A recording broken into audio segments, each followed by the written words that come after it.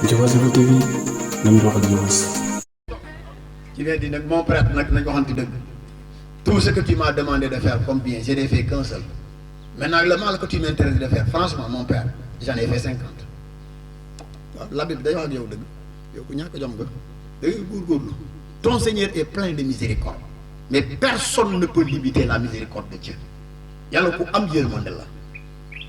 Il peut excuser tout le monde. Écoutez, on peut aller demain et aller tous au paradis. Ça ne le dérange pas, puisqu'il n'en a pas besoin. Voilà pourquoi méfiez-vous. Donc Nietzsche a dit de toute sa vie, si Dieu peut par exemple le dire qu'il a fait ça de mal, tout ce que Dieu a interdit comme mal, il ne l'a jamais fait. Il s'est isolé du mal. Pourquoi? Parce qu'il a dit ne fatiguons pas Dieu. Il nous a donné la raison. Et la raison permet de distinguer le bien et le mal. Pourquoi faire le mal donc? Faisons que le bien. Ñu ne la non, l'homme est imparfait des fois dañuy juum nangam ak nangam Freud ne leen nag donc on est dans l'inconscient. Si l'homme est un être de conscience, pourquoi agir inconsciemment? Pourquoi agir faire des actes inconscients? Donc d'une part il y a des philosophes athées ñu ne raison rek moo war a guider nit ki jarul ngay jaamu yàlla. Quand tu raisonnes tu sais le bien et tu fais le bien, mais jaamu yàlla pour def lu baax kese la. Mais combien de personnes vont adorer Dieu et iront en enfer demain? En pagaille. Ça n'en finit pas d'ailleurs. Ceux qui sont bons, qui iront au paradis, seront peu.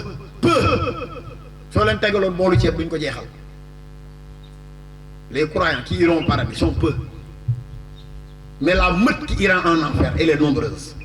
Et d'ailleurs, surtout la religion de nos jours. Tu vois maintenant un être humain qui n'a jamais fait ce que Dieu veut. Dans dit obnubilé, prendre des gens, vous marchez comme des moutons de Panurge. Vous ne cherchez ni le bien ni le mal. C'est pas votre problème. Quand on touche à Seigneur, tu es prêt à donner à ta vie. Mais quand on touche à Dieu, bon. Donc voilà le climat d'adoration. Maintenant, ces actes-là poussent ces philosophes à critiquer la religion. De nous critiquer. En philosophie, la critique n'est pas négative, elle est positive. C'est-à-dire, vous regardez ce qui n'est pas normal, vous le dites. Ils ne sont pas là pour adorer, ils sont là pour guider la société. Mais au moment où ils guident la société, il y a d'autres qui leur disent attention, dîner. La religion, c'est la pureté. Et pour être pur, il faut privilégier la foi, la crainte révérentielle. Vous êtes sous l'angle d'Emmanuel Kant, vous êtes sous l'angle de Saint-Augustin, vous êtes sous l'angle de Pascal, vous êtes sous l'angle de Saint Paul, vous êtes sous l'angle de Saint Thomas d'Aquin, de Saint Anselme de Canterbury, d'Averroès, d'Avicenne d'Abraham.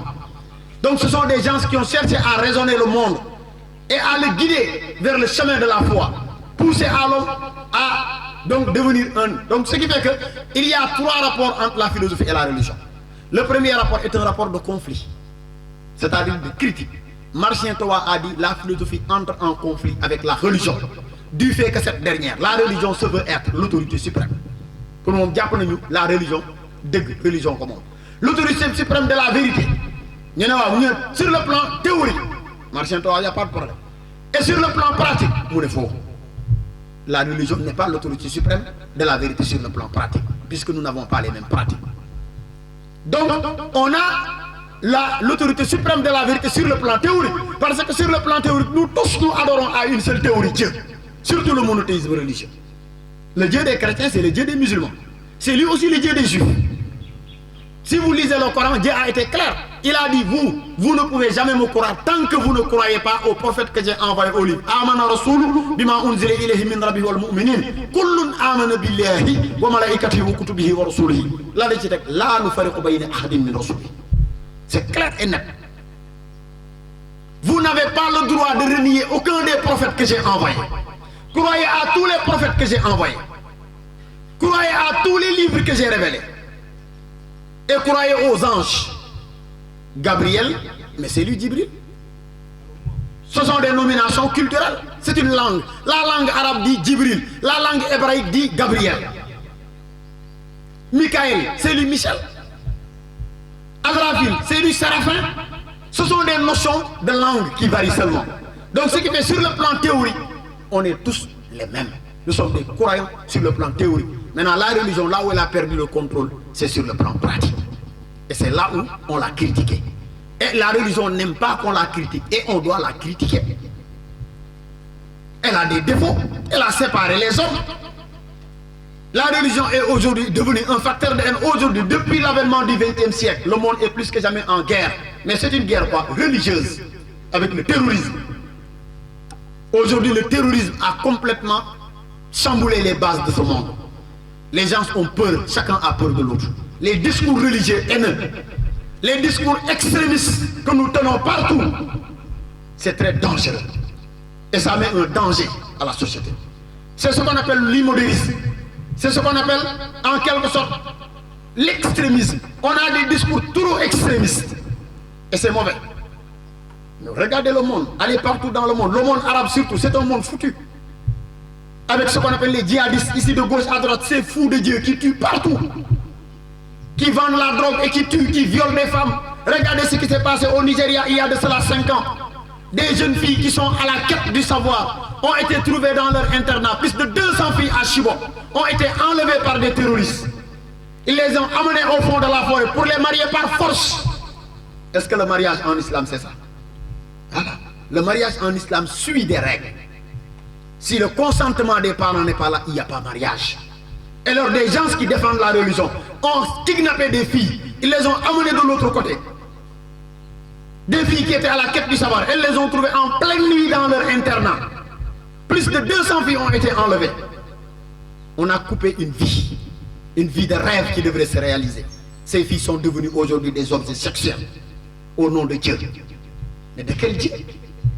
Voilà des actes qu'il faut réprimer, que nous devons, par exemple, critiquer. Et c'est ça la critique philosophique. Et quand la philosophie en parle, on les appelle athées. Parce qu'ils n'est pas donc se soumettre. De l'autre côté, il y a des philosophes qui vous diront, lorsque nous parlons de Dieu sur le plan théorique, il faut exclure la raison.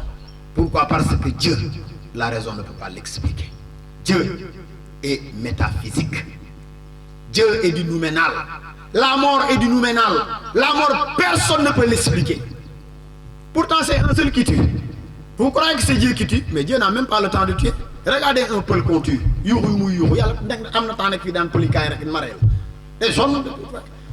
n'a pas le temps de tuer le peuple. Il a chargé un seul ange. Un seul, il est un seul. Celui qui fausse tout le monde. Même si toute l'humanité était en guerre et que les gens tombaient à la fois, à la même seconde, il les prendra tous à la même seconde. Mais donc, qui est celui-là? Posez cette question. Donc, l'ange de la mort est encore au-delà de la raison. C'est une théorie. Donc, ce n'est pas un être qu'on peut, par exemple, imaginer comme ça, vision comme ça, dédé. Malaka de l'ouïe, Djemel, ça dépasse l'œil. La capacité de l'ange est illimitée. On vous a dit, Gabriel, quand il met son aile, une seule partie de son aile, l'autre aile va de l'autre côté du paradis. Quand il tend une aile, ça traverse le paradis. Quand il tend une autre, ça traverse l'autre côté du paradis. Mais imaginez-vous donc, c'est qui celui-là? Est-ce qu'un œil limité peut voir cela? Notre vision ne peut même pas dépasser ces murs. Donc, voyez, et si jamais la mort, on la voyait, les peuples ne mourront pas. Parce que nous sommes au Sénégal. Dès qu'ils voient la mort approcher, ils vont s'enfuir. Mais malheureusement, la mort ne prévient jamais. Elle arrive toujours à l'improviste. Al-Mautu Yati Bastatan. Elle arrive toujours à l'improviste. Elle ne demande jamais, donne jamais rendez-vous. Jamais. Donc c'est pour vous dire que quelquefois aussi, devant la notion pratique, théorique, la raison est exclue. Donc voilà pourquoi ici on convoque. C'est pourquoi Descartes a dit, je douterai jusqu'à ce que je rencontre quelque chose qui résiste à mon doute. Donc Descartes n'a pas dit, je prouverai, mais je douterai. Il est dans la notion donc de la raison. En bas, là-dedans, à l'intérieur. Intérieurement, il a tenté de remettre en cause. Mais lorsqu'il s'est rendu compte que l'immensité de ce monde, il ne peut pas douter de son créateur. Parce que toute chose a été créée. Donc qui a créé le ciel et la terre? C'est la question qu'il s'est posée. Il se dit donc, si moi je suis une créature, le ciel est une créature, et le ciel est immense, mais qui est l'auteur de ce ciel? Il dit que ce ciel est évident. Dès lors où le ciel est évident, donc il a été créé. Qui a créé le ciel? Descartes a dit, c'est là où ma raison s'arrête. Il m'est impossible donc de douter que le ciel a été créé. Et moi-même qui doute, je ne peux pas douter que je doute. Parce qu'en me posant des questions, je me rends compte que je suis un être humain. Moi, Descartes. Cogito, ergo, sum. Merci.